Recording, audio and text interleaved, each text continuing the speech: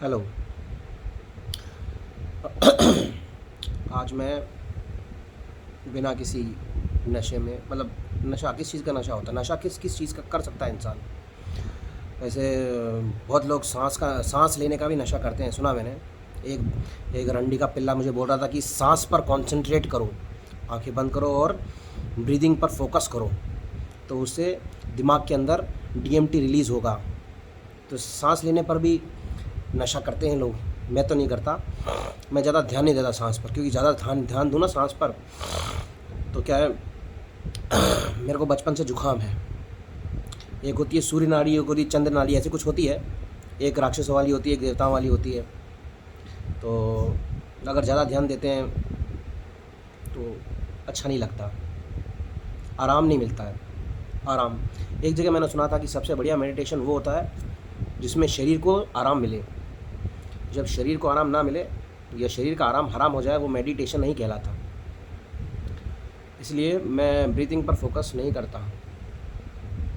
बहुत लोग ब्रीदिंग पर भी फोकस करते हैं तो उनको ब्रीदिंग का नशा हो जाता है, ब्रीदिंग से ही नशा हो जाता है। एक वो लवड़ा था महारंडी का पिल्ला, जिसका नाम था रविशंकर, श्री श्री रविशंकर गंडमराव। वो क्या कहते हैं, सुदर्शन क्रिया करवाता था। वो तेज़ धीरे और उन तेज़ और धीरे के बीच में सांस ले के वो है ना, क्या कहते हैं, खोपड़े की नसों को है ना, क्या कहते हैं, एजिटेट कर देता था, करवा देता था। तो ऐसे बहुत से गड़मरे पैदा हुए हैं दुनिया में, बट इन गड़मरों को पैसे भी मिले हैं बहुत। क्योंकि जो जितने ज़्यादा गणमरे होते हैं, वहाँ गणमरे होते हैं, वहाँ वज्र प्रचंड गणमरे होते हैं, उन्हीं की चलती है इस दुनिया में। तो मैं मेडिटेशन के बारे में बात करने वाला हूँ। तो बचपन में मैंने मेडिटेशन किया था। बचपन में मैंने जो मेडिटेशन, सबसे पहला जो मेडिटेशन किया वो था मास्टरबेशन। ठीक है, तो मास्टरबेट करने के बाद बहुत अच्छी नींद आती है। ये मेरा पर्सनल एक्सपीरियंस है। और मतलब वैसे तो मुझे नींद काफ़ी अच्छी आया करती थी, बट जिस दिन से मैंने अल्कोहल पीना चालू किया उसके बाद मुझे नींद में प्रॉब्लम आने लगी। और अल्कोहल पीने की वजह, दो वजह हैं, और बताने का मेरा मूड नहीं है क्योंकि किस किस को क्या क्या बताऊं। बट मैं चाहता हूं सबको बताना कि अल्कोहल ना पियो, जिससे कि मगर वो ये कि तो मैं तो खुद चाहता हूँ सबको बताना कि किस किस चीज़ से क्या क्या नुकसान होता है, क्योंकि मैंने तो कोई गुरु बनाया नहीं। मैं तो हिट एंड ट्रायल भी नहीं किया मैंने। तो हिट एंड ट्रायल तो मैंने धतूरा स्ट्रोमोनियम के साथ किया है। धतूरा स्ट्रोमोनियम के साथ मैंने हिट एंड ट्रायल करके चालू किया पता करना। तो मेरे को काफ़ी इंसाइट्स मिली और मेरे को क्या कहते हैं, काफ़ी ज्ञान मिला जब मैंने धतूरे को अपने धतूरे की आत्मा से मैंने बात करना चालू किया। मैंने कहा हाँ, एक एक जगह मैंने आर्टिकल पढ़ा था, उसमें लिखा हुआ था कि कलयुग इतनी बेकार, कलयुग का जो टाइम होगा, टाइम स्पैन या टाइम्स जो भी उसका वो होगा, उस समय में कोई भी गुरु बनाने लायक नहीं बचेगा, तो खुद को ही गुरु मानना पड़ेगा। तो फिर एक क्या कहते हैं, मेडिटेशन एक प्रैक्टिस होती है, ओशो की एक मेडिटेशन प्रैक्टिस होती है, उसको बोलते हैं मिरर गेजिंग, दर्पण त्राटक। तो दर्पण त्राटक करते करते खुद को गुरु मान सकते हैं चाहे तो दर्पण त्राटक करने में क्या है ना, मैंने करा हुआ है दर्पण त्राटक, बिना मैंने होश में भी किया हुआ है और मैंने भांग खाकर भी किया हुआ है। तो जब मैंने पहली बार दर्पण त्राटक किया, दूसरी बार किया, तीसरी बार किया, चौथी पाँचवीं छठी बार किया और अच्छे से किया। मैं करता हूँ तो फिर बहुत अच्छे से करता हूँ, कोई भी चीज़ करता हूँ तो बहुत अच्छे से करता हूँ। 3-3 4-4 5-5 घंटे तक मैं बैठा रहता था। तो 4-5 दिन में ही मैं डीपर्सनलाइज हो गया था। डीपर्सनलाइजेशन जिसको बोलते हैं कि खुद का न रह जाना। कोई भी इंसान खुद का न रह जाए तो उसको बोलते हैं डीपर्सनलाइजेशन। तो मिरर गेजिंग करने से ये हुआ कि मेरे को मेरी शक्ल, मेरा जो जो खुद की पर्सनल एंटिटी होती है, जो खुद का पर्सनलाइज्ड इंसान होता है, उसकी एक काफ़ी चीज़ें होती हैं।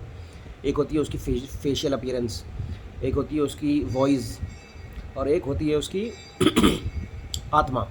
आत्मा मतलब, आत्मा को भी डिफ़ाइन करूँगा मैं, जो जितना मेरे को समझ में आया उतना मैं डिफ़ाइन करूँगा कि आत्मा क्या होती है। तो फेशियल अपीयरेंस, जो जिस दिन से मैंने 3-4-5 दिन मैंने जब मिरर गेजिंग करी बहुत अच्छे से, उसके बाद से मेरी फेशियल अपीयरेंस चेंज हो गई। मतलब मैं अपने आप को पहचानना भूल गया। मुझे अगर मेरी कोई 1000 लोगों में अगर कोई मेरी फ़ोटो डाल के दे दे मुझे और बोले कि पहचानो इसमें से, तो हो सकता है कि मैं अपने आप को ना पहचान पाऊँ। कोई बहुत बड़ी चीज़ नहीं है। तो मगर ये है कि उसके बाद उसके साथ साथ आत्मा जब 4-5 दिन मैंने मिरर गीजिंग करी कैनबिस सटाइवा के इन्फ्लुएंस में, और वो भी हैवी, मैं बहुत खाता हूँ, ज़्यादा खतरनाक, बहुत हैवी खाता हूँ मैं जो भी करता हूँ बहुत हाई लेवल का, मतलब ज़्यादा ही करने की कोशिश करता हूँ। जो एक्स होता है ना, मीडियम से थोड़ा ज़्यादा करता हूँ मैं, मेरी आदत है। तो मैं अच्छे तरीके से करता हूँ जो भी करता हूँ। कैंडल गीजिंग भी करी हुई है मैंने भांग में धुत होकर, बहुत बुरी तरीके से। तो बदला तो लिया है मैंने, अपने बाप की मौत का बदला लिया है मैंने।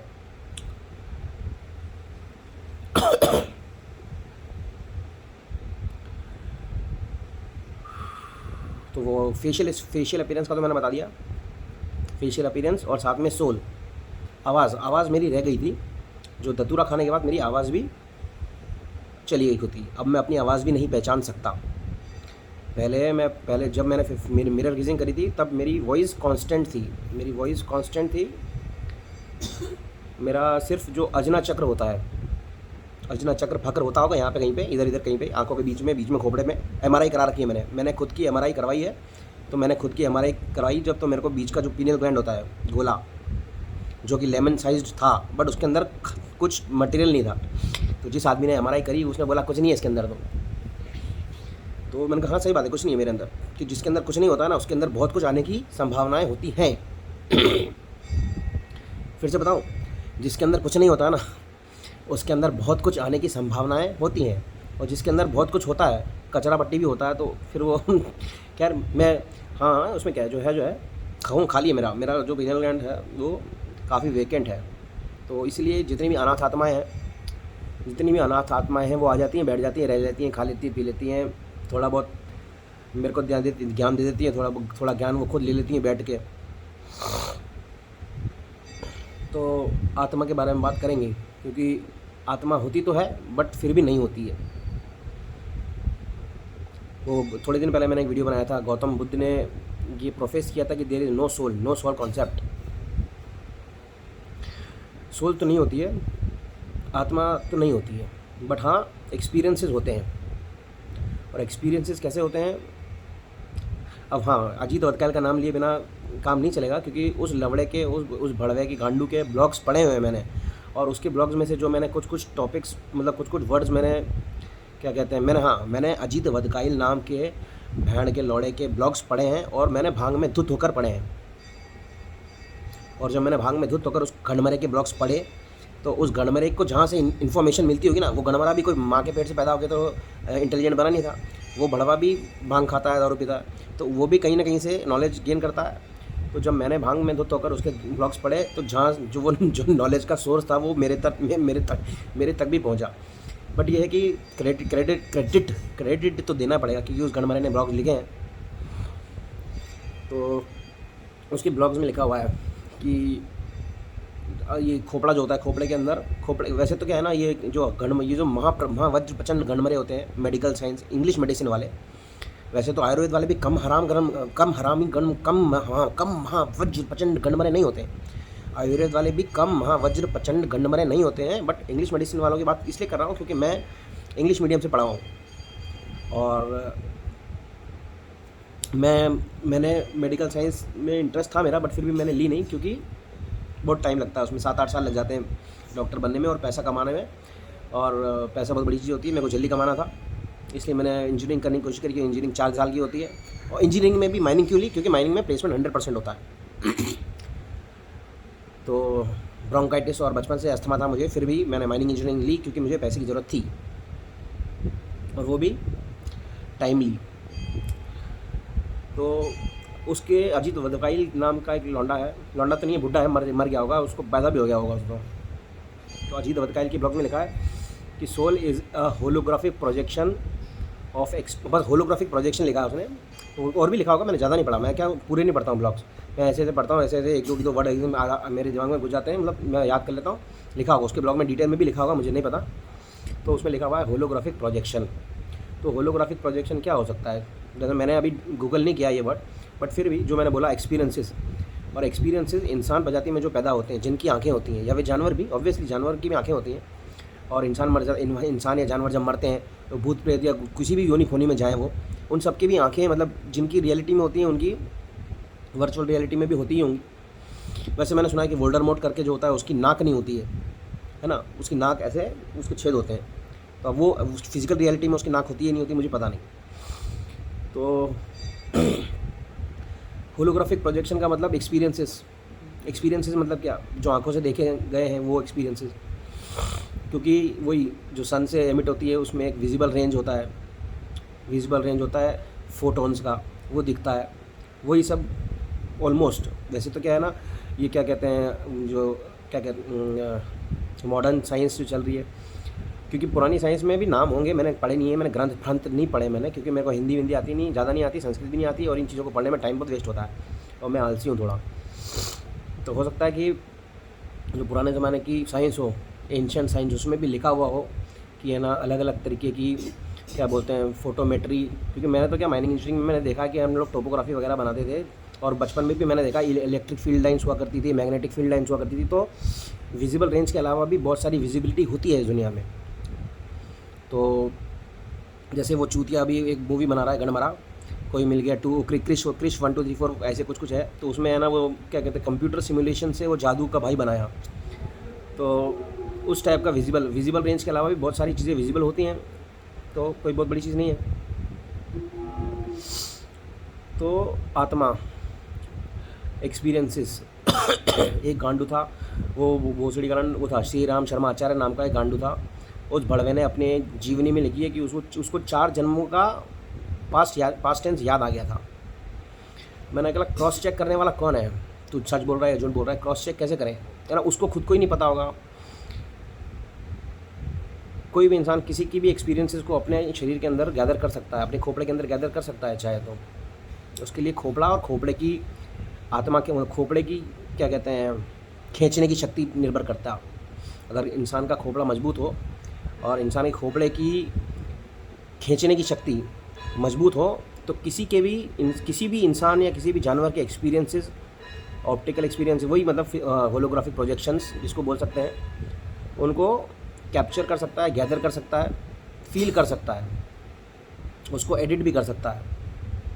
धतूरा खाने के बाद मैंने अभी मेरे काफ़ी व्लॉग्स ऐसे भी बनाए, इसमें मैंने बताने की कोशिश करी है कि धतूरा खाने से मुझे पता पड़ा। और क्या कहते हैं कि पहले ज़माने में जब कंप्यूटर्स और मशीन्स नहीं हुआ करती थी, सॉफ्टवेयर्स नहीं हुआ करते थे, तब फ़ोटो वीडियो एडिटिंग और अल्टरनेट रियलिटी की editing, alternate reality, virtual reality, इन सब की एडिटिंग लोग अपने खोपड़े में कर लेते थे, क्योंकि उस ज़माने में खोपड़े मजबूत हुआ करते थे, इंसानों के खोपड़े मजबूत होते थे। ऋषि महर्षि जो भी हुआ करते होंगे, तो उनके खोपड़े मजबूत होते थे, तो वो दिमाग में ही सब कुछ कर लेते थे। आज की तारीख में खोपड़े कमज़ोर है, क्योंकि खाना पीना भी बेकार है, शरीर भी बेकार है, और डीएनए भी डाउनग्रेड हो गया। तो आजकल लोग सॉफ्टवेयर वगैरह यूज़ करते हैं, फ़ोटो वीडियो एडिटिंग करते हैं, फिर उसको क्या कहते हैं दिमाग में इंडक्ट करते हैं, इंसेप्ट भी करते हैं बहुत लोग, केमिकल्स का यूज़ भी करते हैं कुछ इंग्लिश मेडिसिन वाले, आयुर्वेद वाले या फिर जो आयुर्वेद जो भी है वो आयुर्वेदिक मेडिसिन या फिर नेचुरल जो ऑर्गेनिक चीज़ें होती हैं उनको खाकर भी काम करते हैं। तो जो मेन पॉइंट था डीपर्सनलाइजेशन, तो इस दुनिया में हर इंसान डीपर्सनलाइज ही पैदा होता है। जब मुझे डीपर्सनलाइजेशन का मतलब समझ में आया, तब आया जब मैंने मिरर गेजिंग करी। 4-5 दिन मिरर गेजिंग करने के बाद जब मैंने खुद का चेहरा पहचानना, मैं खुद के चेहरे को पहचानना भूल गया, उसके बाद मैंने फ़ोटोग्राफ्स चेक करी अपनी खुद की, तो मैंने देखा कि हर फोटोग्राफ में मेरी शक्ल अलग थी, मेरी आंखें अलग थी। उसके बाद मैं थोड़ा इंट्रोस्पेक्ट भी किया। वैसे तो मैं 27 साल इंट्रोस्पेक्ट किया है मैंने अपने आप को, क्योंकि 27 साल तक मैं इंट्रोवर्ट था। मेरे बाप के और मेरे मामा के मरने से 6 महीने पहले तक मैं इंट्रोस्पेक्ट करता रहता था। मैं खुद से बात करता था क्योंकि मैं इंट्रोवर्ट था। मैंने ज़्यादा लोगों से बात नहीं करी है, बहुत कम लोगों से बात करी है मैंने 27 साल से पहले। 27 साल के बाद जो मेरे मामा और मेरे पापा मरे, उसके बाद भी मैंने काफ़ी लोगों से बात करने की कोशिश करी, बट लोग मेरे से डरते थे या फिर लोग मुझसे दूर रहते थे। काफ़ी लोगों से मेरी लड़ाई भी हो जाती थी। तो डीपर्सनलाइजेशन के बारे में मैं डिटेल में बता रहा हूँ कि मेरे को क्या फील हुआ, कैसे पता पड़ा कि देयर इज़ नो सोल, कैसे पता पड़ा कि हर इंसान रोबोट पैदा होता है। बहुत सारी जो जॉइंट फैमिलीज़ होती है जिनके जिनके वंश चलते हैं, वहाँ पर भी ये सब चलता है। बट ये है कि ये सब ऑटो पायलट मोड पे होता है, इसमें कुछ कहने सुनने या समझने का नहीं होता। दादा मतलब जो पूर्वज होते हैं वही वंशजों में पैदा होते हैं, और मेरा अलग सीन है, क्योंकि मेरा बाप कहीं और का, मेरी माँ कहीं और की, और मेरे बाप और माँ की शादी कराने वाला कहीं और का, तो मेरा तो क्या सीन ही अलग है। तो इसलिए मेरे को बहुत सारी चीज़ें सेल्फ समझनी पड़ी। मेरे को अभी भी खुद अभी मतलब मैं अभी किसी की भी आत्मा खींच सकता हूँ मैं, बट क्या है अभी मेरे पास इम्यूनिटीज़ नहीं है। आत्मा मतलब वही एक्सपीरियंसेस, किसी की भी धज्जियाँ उड़ा सकता हूँ मैं, इवन उनकी भी उड़ा सकता हूँ जो फर्मामेंट के ऊपर बैठे हुए हैं, मतलब जो साइंटिस्ट कैटेगरी के लोग हैं, जिनके पास स्पिरिचुअल साइंस की ऐसी तैसी करने की भी टेक्निक्स हैं। मेरे पास नहीं है, बट मुझे पता है कि स्पिरिचुअल साइंस जो होती है ना, भूत प्रेत पिशाच और ये सब, जो ये मंदिरों में घंटे बज रहे हैं, जो ये क्या कहते हैं झाड़ फूक करते हैं, और जितना भी मंत्र वंत्र जपते हैं, इन सब की भी ऐसी तैसी करने की टेक्नोलॉजी है दुनिया में। साइंटिस्ट के पास, साइंटिस्ट कैटेगरी के लोग जो होते हैं ना, उनके पास सब कुछ है। अगर नहीं होती ना तो 12 बज चुकी थी दुनिया की, ठीक है। तो अगर 2% के भूत प्रेत उनकी रिसर्च फैसिलिटीज़ में पहुँच गए होते तो अब तक पिया पाचा हो चुका होता सबका। कोई नहीं पहुंच पाया, मैं पहुंच सकता हूं, पहुंच जाऊंगा मैं, जीते जी नहीं तो मरने के बाद तो पहुंच ही जाऊंगा। बट मैं तो कह रहा हूं कि मुझे परेशान करने का नतीजा भुगतना तो पड़ेगा सबको।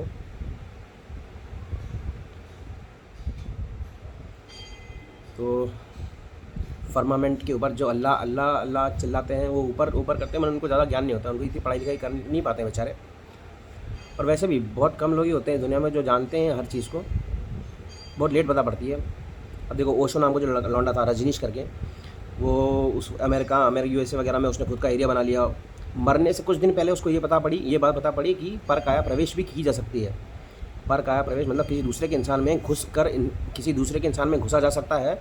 ये उसको जब पता पड़ा, जब वो मरने से कुछ दिन पहले ही पता पड़ा उसको, जब वो प्रैक्टिस कर रहा था, जब इंग्लिश मेडिसिन के डॉक्टर्स ने उसको ये बताया कि किस तरीके से ड्रग्स लेकर तुम किसी दूसरे के शरीर में घुस सकते हो, तब जाके उस गांडू को ये पता पड़ा। बाकी उसकी पूरी लाइफ में उसको ये पता नहीं पड़ा कि पर काया प्रवेश भी किया जा सकता है। जबकि वो फॉरेन भी घूम के आ गया, पूरा सेक्सुअल चौदम पट्टी से लेकर सब कुछ, मतलब कि है ना, मतलब वही तो कह रहा हूँ, ओशो रजनीश ने क्या बोला कि है ना, इतना सेक्स करो कि सेक्स की वैल्यू खत्म हो जाए।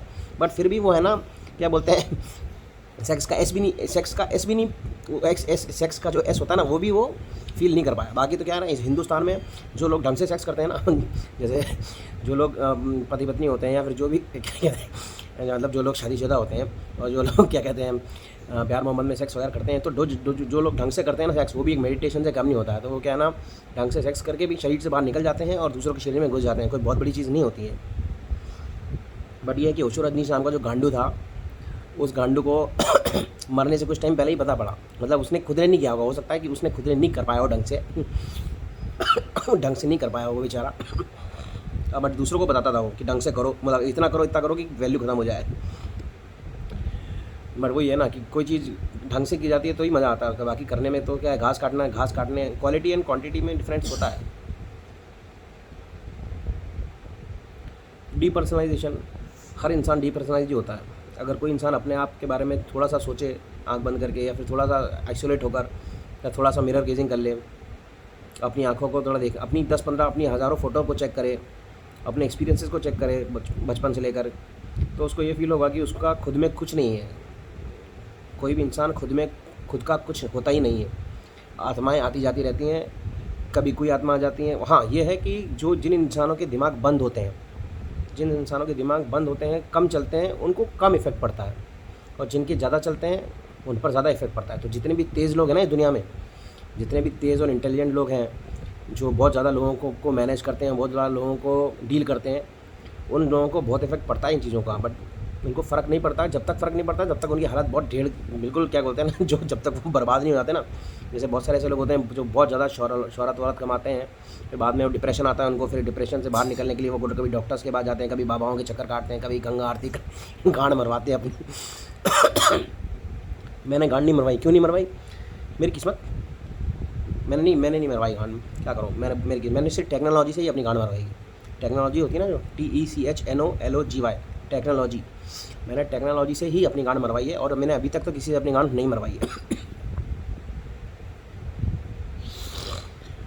तो हर इंसान डीपर्सनलाइज होता है, हर इंसान जिसके दिमाग तेज चलते हैं वो खुद में कुछ नहीं होता उनका, सब दूसरों का दिया होता है।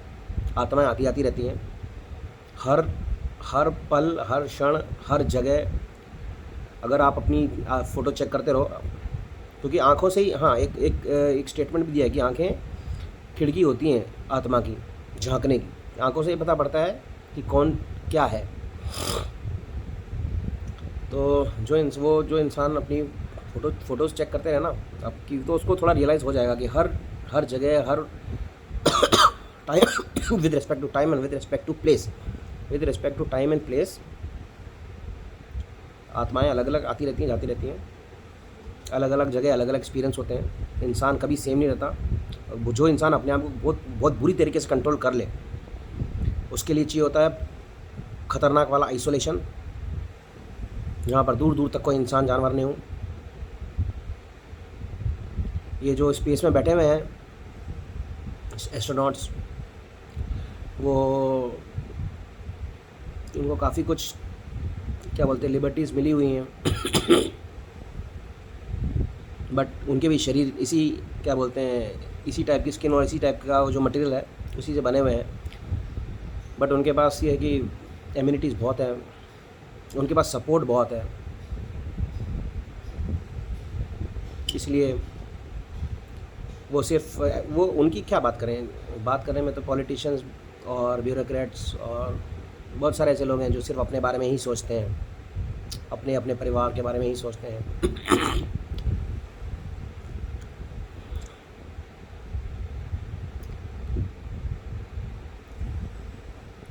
तो depersonalisation, no soul concept, holographic projection का मतलब एक्सपीरियंसेस, विजुअल एक्सपीरियंसेस।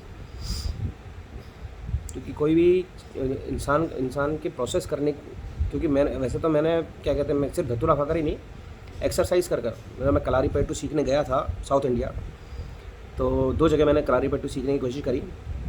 तो वायनाड में जब मैं गया था तब मेडिटेट करते टाइम मेरे ब्रेन में क्या बोलते हैं, केमिकल्स रिलीज़ हुए और मेरा ब्रेन ओपन होने वाला था।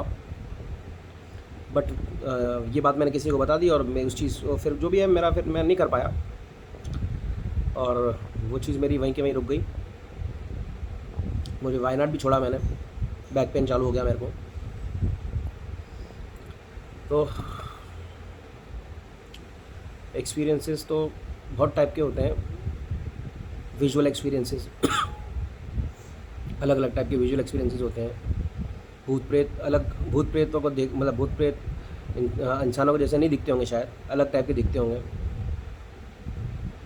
मैंने नहीं देखा, बहुत लोगों को दिखते हैं। ऐसे मैंने सुना है कि बहुत लोगों को भूत प्रेत दिखते भी हैं। मतलब बहुत लोगों की साइट जो होती है, आई साइट, उसमें सिर्फ विजुअल रेंज में ही नहीं, उनको फोटोन्स जो फोटोन्स होते हैं वो सिर्फ विजिबल रेंज वाले ही नहीं, उनको दूसरी रेंज वाले फोटोन्स भी नज़र आते हैं।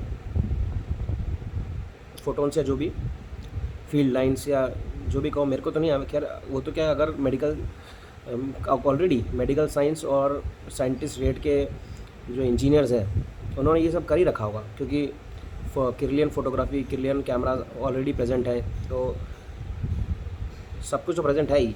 मैं क्या कर रहा हूँ यहाँ पे, चूतिया हूँ मैं तो, टाइम पास कर रहा हूँ। टाइम काट रहा हूँ मैं तो। क्या करें, कुछ कर सकते हैं क्या इसके अलावा?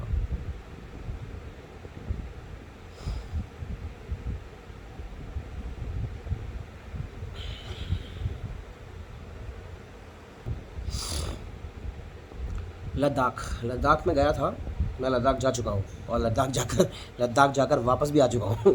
तो लद्दाख जाते तो बहुत लोग हैं, बट हर कोई वापस नहीं आता। मैं ये बात क्यों बोल रहा हूँ, क्योंकि मैंने बॉर्डर रोड ऑर्गेनाइजेशन जो होती है ना, एक वहाँ पे चलती है संस्थान, बॉर्डर रोड ऑर्गेनाइजेशन, जिसको शॉर्ट फॉर्म है BRO ब्रो। तो बॉर्डर रोड ऑर्गेनाइजेशन द्वारा बनाई गई जो उच्च कोटि की रोड्स हैं वो मैं देख चुका हूँ। तो मैं इसलिए बोल रहा हूँ कि मैं लद्दाख जा चुका हूँ और लद्दाख जाकर वापस भी आ चुका हूँ। जिंदा हूँ ना, अभी दिख रहा होगा। तो लद्दाख तो मैं गया था मिस्टर सोनम वांगचुक से मिलने। सोनम वांगचुक नाम का एक चूतिया है, जो NIT श्रीनगर से पढ़ा हुआ है शायद तो उससे मिलने गया था मैं, क्योंकि जब मैं हैदराबाद सिटी तेलंगाना में था तब उसका प्रोटेस्ट चालू हुआ था, भुखमरी वाला। उसका भुखमरी का प्रोटेस्ट चालू हुआ था लद्दाख में, कि वो सब लोग भूखे क्या बोलते हैं उसको, हंगर स्ट्राइक पे थे। वो चाहते थे रिकॉग्निशन चाहते थे, उनकी स्टेट बनाना चाहते थे। वो चाहते थे लद्दाख को यूनियन टेरिटरी से एक स्टेट में कन्वर्ट किया जाए, जिससे कि स्टेट बनेगा तो उसमें लेजिस्लेटिव असेंबली बनेगी, तो उसमें पार्षद, विधायक और बहुत सारे ऐसे लोग होंगे जो उनकी लद्दाख का जो नेचुरल रिसोर्स है उसको यूज़ कर कर अमीर बन पाएँ और फिर अपने एरिया का माल अपने खुद की जेब में भर सकें। तो मैं गया था उनके पास, मैं उनको बोल के आया कि तुम लोग, मैं उनको बोल के आया कि लोकसभा में 557 या कुछ ऑलरेडी मेंबर ऑफ़ पार्लियामेंट्स हैं, मैं उनको ही मारना चाहता हूँ, तुम एक और बढ़ाना चाहते हो, मतलब और बढ़ाना चाहते हो तुम लोग। मैं उनके मुँह पे बोल के आया हूँ ये बात कि मतलब मैं तो जो लोकसभा में बैठे मैं तो उनको भी मारना चाहता हूँ जान से, और मैंने कहा तुम और बढ़ाना चाहते हो। तो लद्दाख में मैं घूमने फिरने नहीं गया था, मैं सोनम वांगचुक से मिलने गया था, और मैं सोचा था कि अगर ट्यूनिंग बैठ जाएगी, मैच हो जाएगी, तो मैं उसके काफ़िले में जुड़ जाऊंगा। बट मैं नहीं जुड़ पाया क्योंकि ट्यूनिंग मैच नहीं हो पाई, क्योंकि मैंने देखा कि बहुत सारे कश्मीर के पॉलिटिशियंस भी उसके साथ वहीं पे आ गए थे। पॉलिटिशियन कैटेगरी के लोग थे जिनका कैपिटलिस्ट बैकग्राउंड भी था तो फिर मेरी बात नहीं हो पाई उससे। तो उसके जो चेले चपाटे थे उनको मैं बोल के आ गया ये बात कि मैंने कहा मैं तो है ना ऑलरेडी उनको भी मानना चाहता हूँ और तुम और बढ़ाना चाहते हो। तो लद्दाख जब मैं गया तो मैंने देखा, मैंने जो क्या बोलते हैं, मैंने है ना ऐसी प्रजाति के घर देखे, मतलब ऐसी प्रजाति तो नहीं देख पाया मैं कि मतलब वो प्रजाति, वो जीव जंतु हैं या वो भूत प्रेत हैं वो तो मुझे नहीं पता, बट उनके घर देख कर आया हूँ मैं। मतलब जो बोलते हैं ना वीरानियत, सुनसानियत, अखंड वीरानियत, अखंड सुनसानियत, जहाँ पर दूर दूर तक कोई इंसान, कोई जानवर नहीं होता, उनके घर देख कर आया हूँ मैं।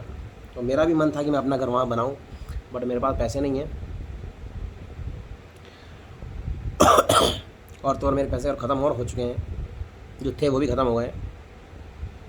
बट कोई बात नहीं, किसी दिन उनको भी याद कर लूँगा मैं। बट वो क्या है, वो लोग ज़्यादा, वो जो प्रजाति है ना, वो प्रजाति इंसानों से ज़्यादा, इंसानों के साथ उनको, वो जब इंसानों के करीब आती है ना तो इंसानियत, इंसानों को ख़त्म कर देते हैं वो। उनका ये ऐसे ही चलता है कि वो जहाँ जाते हैं उससे पहले कचरा साफ़ कर देते हैं। वो जहाँ भी जाते हैं, वो प्रजाति जहाँ भी जाती है तो वो जब जाते हैं तो वो देखते हैं पहले कि रहने लायक जगह, उतरने लायक जगह है या नहीं। तो उतरने लायक जगह नहीं मिलती है ना तो फिर वो पहले कचरा साफ़ करते हैं, उसके बाद फिर वो उतरते हैं। तो इंसानियत, इंसानों को साफ़ कर देते हैं वो कचरा पूरा क्लीन ऑफ कर देते हैं। तो लद्दाख बहुत साफ़ सुथरी जगह है, साफ़ सुथरी, और वीरानियत और सुनसानियत की बहुत जानदार खुशबू आती है वहाँ से। इंशाल्लाह माशाल्लाह सुभान अल्लाह, कभी ना कभी टाइम मिलेगा, अगर वक्त ने साथ दिया तो मेरा घर लद्दाख में ही बनेगा लद्दाख में ही रहूँगा मैं। लद्दाख के उस इलाके में नहीं जहाँ पे भंगी चमार कैटेगरी के इंसान और जानवर रहते हैं वो जिनकी बातें में मैंने बात करी, जिन प्रजातियों के घर में देख के आया हुआ हूँ उनकी बात कर रहा हूँ